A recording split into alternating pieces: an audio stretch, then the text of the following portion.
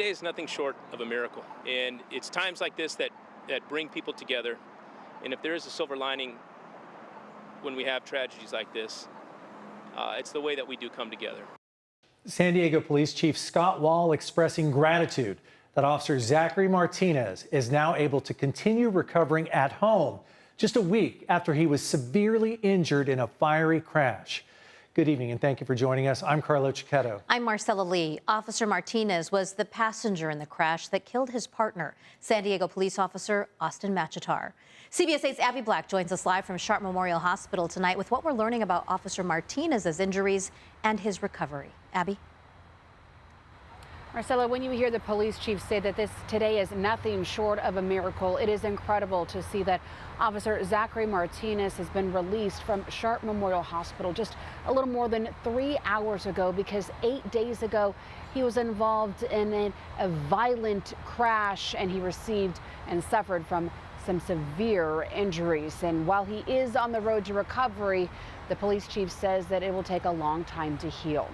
He joined the police department about a year and a half ago, and it was 8 days ago again, last Monday night, when he was involved in that fiery crash on Claremont Mesa Boulevard. His partner, Austin Machitar, died in the crash after police say that they were hit by an unlicensed 16-year-old involved in a pursuit chase in an unrelated call.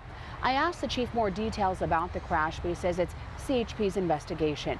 Martinez was transported to Sharp Memorial, where his doctors say that he was treated for massive injuries, including a broken neck, burns, and multiple facial injuries. Martinez served as a Navy reservist in Texas and came to San Diego while serving in the Navy. The chief explains the heroic efforts made by the responding officer and everyone else who has assisted in his recovery. The first officer that responded to him was also an EMT, and in his words, he thought he was dead. He said he tested for his pulse and was surprised when he found one. From that moment, the care, the love, and the support that has been surrounding Officer Martinez, and by the grace of God, we're very grateful that he's going home today. Doctors say when they compare other patients who have suffered similar trauma, that this officer could take at least a year to fully recover, but it just really depends. But as you can see, already in 8 days, the amazing recovery that he's already made. Now, for the 16-year-old suspect, he later died at the hospital. But I do want to go back and mention, how this incredible recovery has been. The police chief says that before that Officer Martinez was discharged from the hospital, he asked, is there anything that you'd like me to share during this news conference? And the officer said that he's been incredibly grateful for all of the support and the prayers that he has received and continues to receive during this long road to recovery. Thanks, Abby. Stay with us for the latest on this story. We will post any updates on CBS8.com. You can also follow us on social media or download the free CBS 8 app. Let's turn to our weather now. Those temperatures are rising across the county, and it's going to get even hotter over the next few days. Chief Meteorologist Carlene Chavis joins us early for more on the heat alerts that are going to be in effect. Carlene. Yes, and we've been adding to that. So we're seeing that being issued by the National Weather Service, and now we have some changes. So let's go ahead and talk about that heat. So the heat's going to move in. It's going to be warmer than usual temperatures. Then on top of that, the peak of it's going to be on Thursday and Friday, which is also going to lead to elevated fire weather concerns. So we look to dry out a little bit more, temperatures go up, and they're going to be warmer than usual for this time of the year for the entire county. So first, we have the excessive heat warning. Yesterday, it was just for the inland valleys as well as the mountains. It now extends all the way into the desert. You're talking the upper 90s to 100 for inland valleys. Far east, you're looking at 102 to 107, as well as for the mountains, 90s and triple digits. The desert will be right back into the 1-teens, but added to it is now a heat advisory. So the excessive heat warning goes into effect tomorrow, but a heat advisory goes into effect for coast and metro cities. That will be on Thursday and lasting through Friday night. Everything looks to wrap up Friday night. You're talking about 85 to 95 closer towards the coast. We'll go ahead and take a look at just how hot, those exact numbers coming up in your complete forecast. Marcella. Thanks, Carlene. There are some things you can do to avoid your energy bill from spiking along with the temperature. SDG&E is telling us that the best thing that you can keep in mind are those peak energy hours between 4 p.m. and 9 p.m. Try to avoid using any electricity between 4 and 9 because that is when rates can be twice as much as off-peak hours. SDG&E says the best thing you can do is to pre-cool your home. What that means is close your drapes, your blinds, keep your house cool before heading out for the day, run your air conditioning throughout the day, and then once 4 p.m. hits, you can shut it all off. It's recommended to run your large appliances like washing machines, dishwashers overnight. SDG&E said this when asked about a strain on our power grid. Definitely is stress on the grid during high heat events. Thus far, we are not forecasting an emergency with regard to outages. SDG&E says it's also important to have a plan just in case there is an outage. That includes having a flashlight handy, enough food, and making sure your car is fully charged or filled up. Remember, for the latest weather conditions and alerts on the go, you can download our free CBS 8 app from Google Play or the Apple App Store. The family of a missing Camp Pendleton Marine is still searching for answers tonight and their son. They hope that someone who has seen him comes forward. CBS 8's Brian White is live outside Camp Pendleton tonight with the latest on the efforts to find him. Brian? Lance Corporal Bailey Cameron was last seen here on base by a fellow Marine Saturday night, and when he realized help was on the way, he took off running.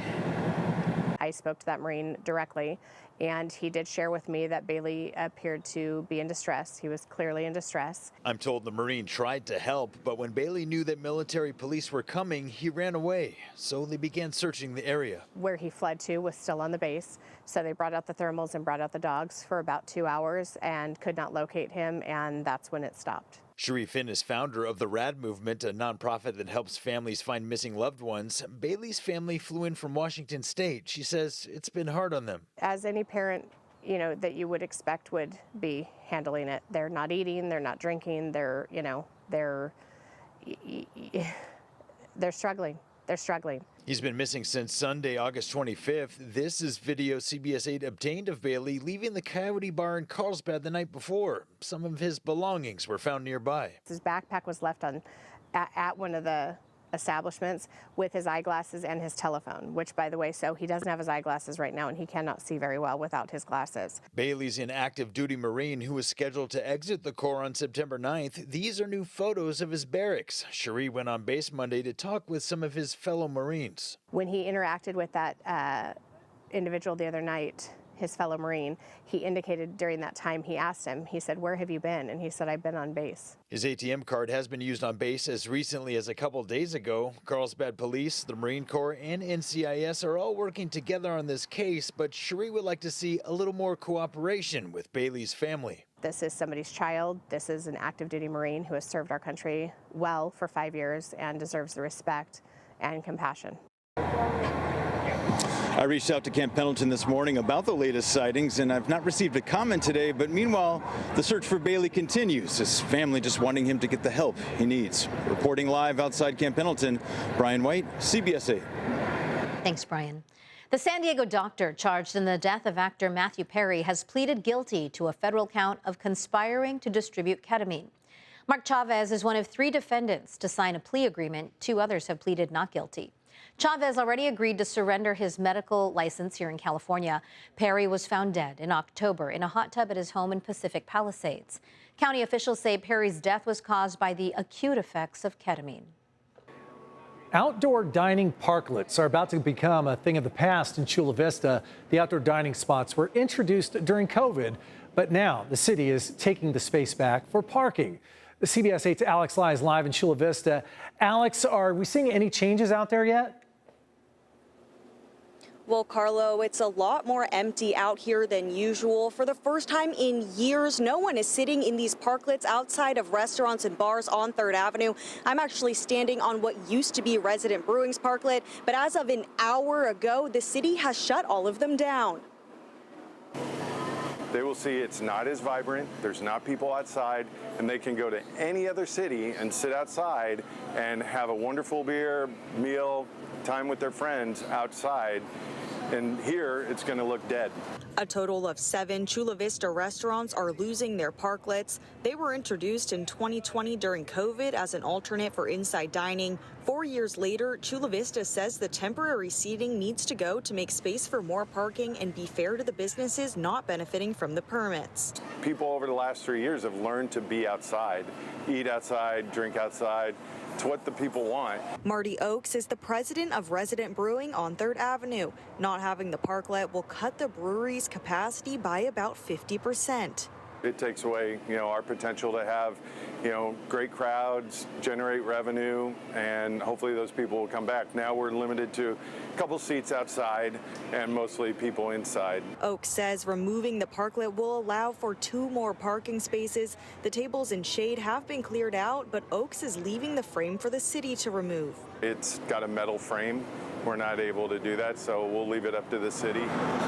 Meanwhile, down the street at Groundswell Brewing, owner-operator Kevin Rhodes is bummed to lose the parklet, but understands the city's reasoning. For us, it's not that bad. And so we're just going to do our best to adapt. That's what we do. Groundswell Brewing has a back patio, which Rhodes says will make it easier to transition. We can reconfigure inside, we can reconfigure the back patio. We also could put some tables out here. Net loss to us, maybe 10%. The city of Chula Vista will begin taking down parklets that are still standing tomorrow. They said that they will not fine or charge businesses who leave them up. Live in Chula Vista, I'm Alex Live for CBS 8. Thanks, Alex. Today, the San Diego Food Bank is celebrating another successful summer food drive. CBS 8 is a proud partner of the San Diego Food Bank. This year, it received 56,000 hunger bags. The food bank says that is equivalent to about 200 food pallets, and that's 12% more than last year. The food bank CEO says they are thrilled with the haul, adding that this amount of food is going to help feed thousands of families in need. And we want to thank you, all of our viewers, who helped support the campaign. Donors who give blood to the San Diego Blood Bank during the month of September will receive a free ticket to SeaWorld's Howlo Scream Halloween event. The amusement park is donating 10,000 tickets this year, making it the largest donation the blood bank has ever received. The nonprofit hopes to collect 10,000 pints of blood to assist 30,000 people. You must be 17 years old or older and weigh at least 110 pounds to be eligible to donate. The record-breaking triple-digit heat streak that just keeps going in one U.S. city, that's still ahead. Plus, why California lawmakers are fighting over special session to address new rules for gas production. And later, county leaders want to create a dangerous dog database. We're going to explain what it's expected to contain. That's coming up.